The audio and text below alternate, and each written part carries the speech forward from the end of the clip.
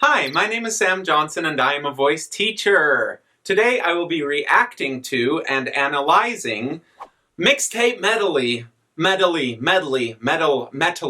with Ariana Grande and Kelly Clarkson for The Tonight Show starring Jimmy Fallon. Oh, did I not record any of that?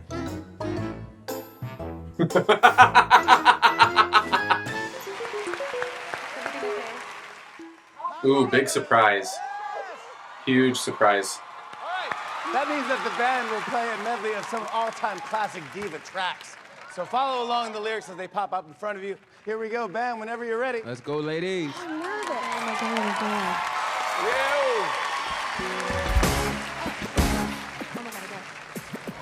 Oh yeah.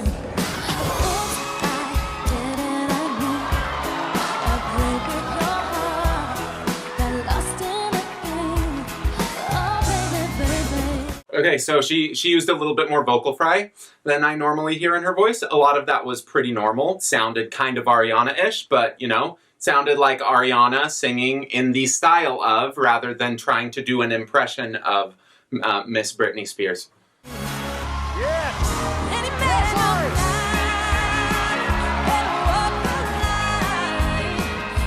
Show me teasing, squeezing, pleasing kind of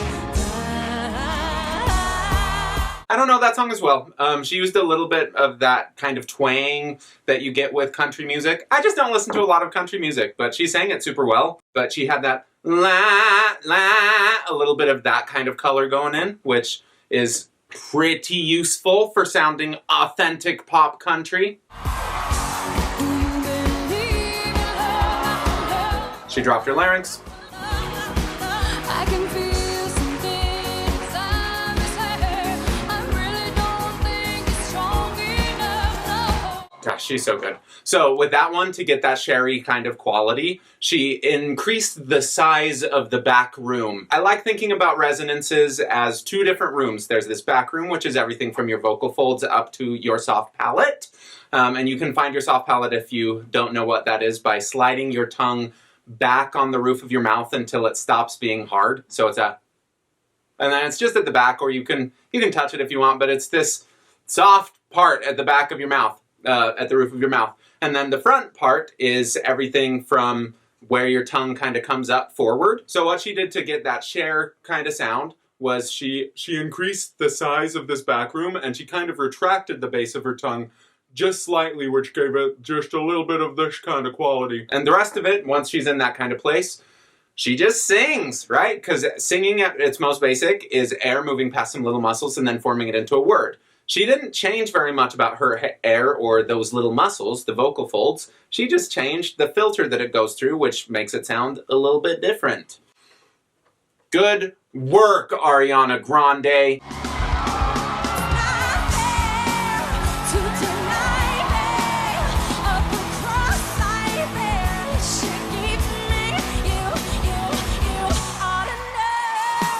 So Alanis is one of my favorite singers. I love Alanis Morissette. This song is sick. Kelly went a little bit more broad with her vowels, so she made the front of her mouth a little more ah instead of.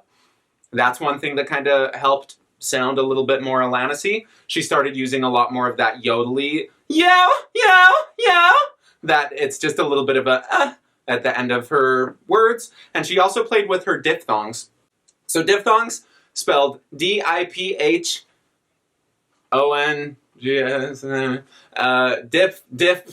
diphthongs. What that means is when there are two vowels next to each other. So a vowel is defined as a uninterrupted vocal tract space compared to a consonant, which interrupts the vocal tract. So ah is a vowel because it's just something that you're holding. That lip together thing is interrupting the vocal tract, and that makes it a consonant. A diphthong is where there are two different independent vowels next to each other, most commonly like I.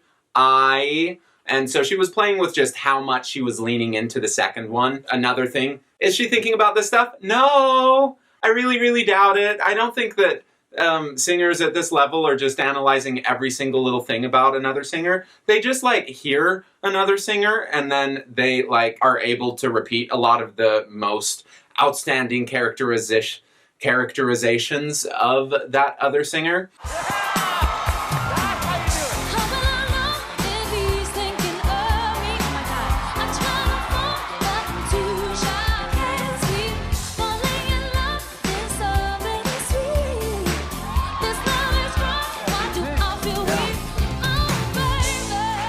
Okay, she just kind of sounded more like herself, in my opinion. Every once in a while, she would use a more broad vowel, but most of the time as she started going toward those top notes, she really mixed it. She used more mixy vowels, which is a little bit more narrow, a little closer to an sound than an sound. I think she just knows that Whitney is a fantastic singer, and that she also is a fantastic singer, and so the difference between their approaches doesn't have to change very much, because it's just, in my opinion, really good singing. That's the kind of vocalization that I really gravitate to.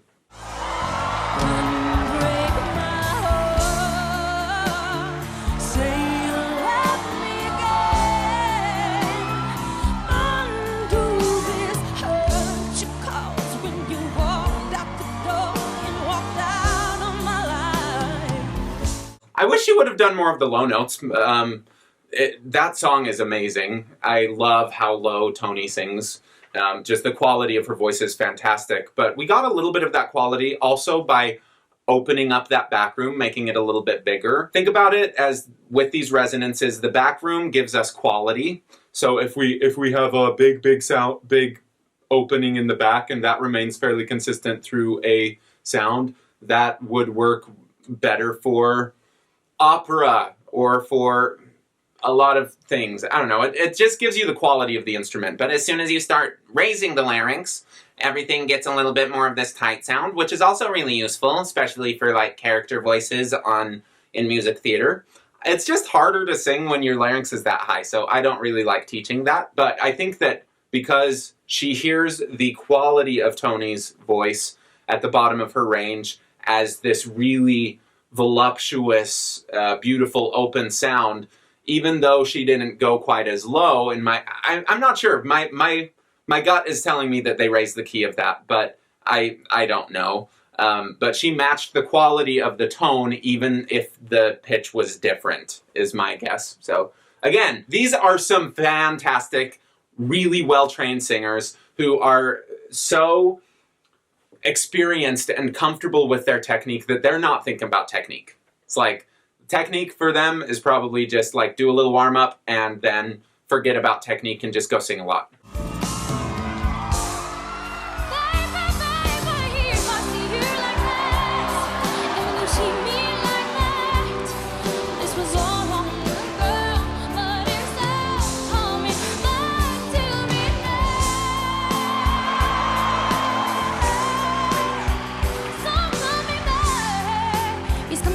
Amazing. Gosh. I love her voice.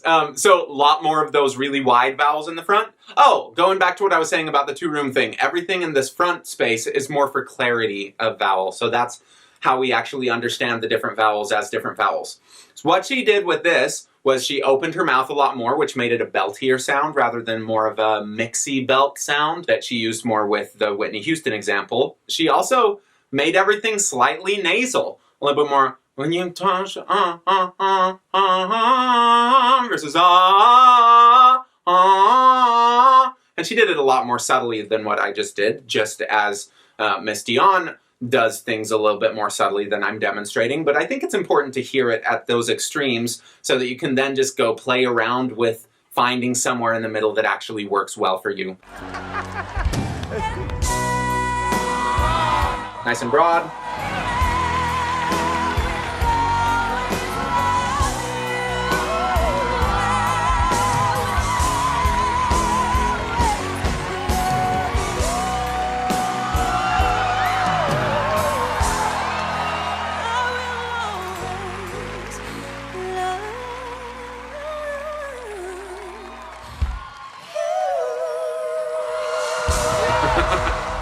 They're just too freaking good.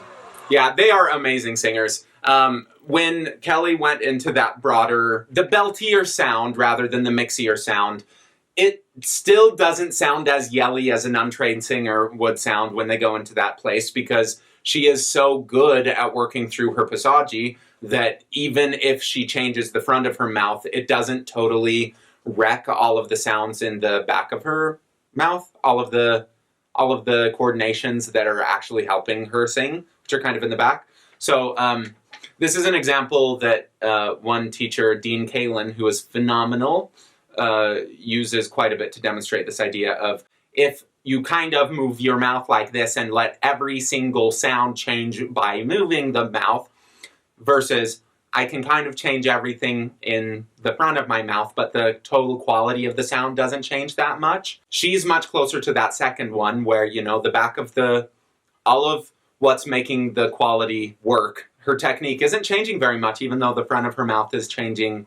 quite a bit. Versus a lot of times a more untrained singer, when they go into that place, they'll change everything as soon as the front of the mouth changes. And that's why in voice lessons, a big thing that I do, and that I have done since I started teaching voice lessons on accident at 17, when I was helping my friends slightly find better vowels for singing in Les Miserables, was just looking at the front of their mouth and saying, is this too broad or is this too narrow? And if you are someone who watches a lot of my videos, you probably notice I comment on that a lot, of that is a very open front of the mouth, or that is a nice kind of front of the mouth. That's because it's just, one, like, you can see it, where you can't always see what's going on at the glottis level, and so it's nice to comment on things that you can actually see, and it is really impactful.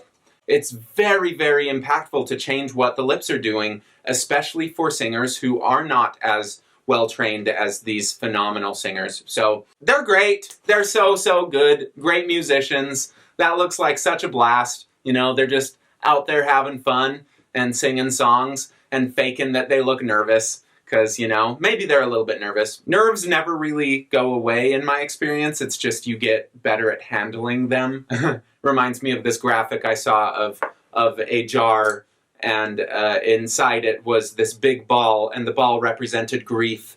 And then a lot of people think that as we grieve, that ball in the middle of grief will get smaller. But this graphic says, no, actually, you just grow around it, and so you get more space. And so they are so experienced that nervousness that might have really occupied a lot of their mental space earlier in their career, it's probably still there, but they just have so much more experience around it that it's not the thing that's dominating everything. So I love them. They're amazing singers. Thank you for your service to the music industry. Thank you for watching. Please like, subscribe, leave a comment below. Go check out my website and all the other links below. You know, go harass me on Twitter. That's where I spend a lot of my time talking about things like basketball and movies. So go over there and yell at me about how I said things wrong, because, you know, any comments are good comments.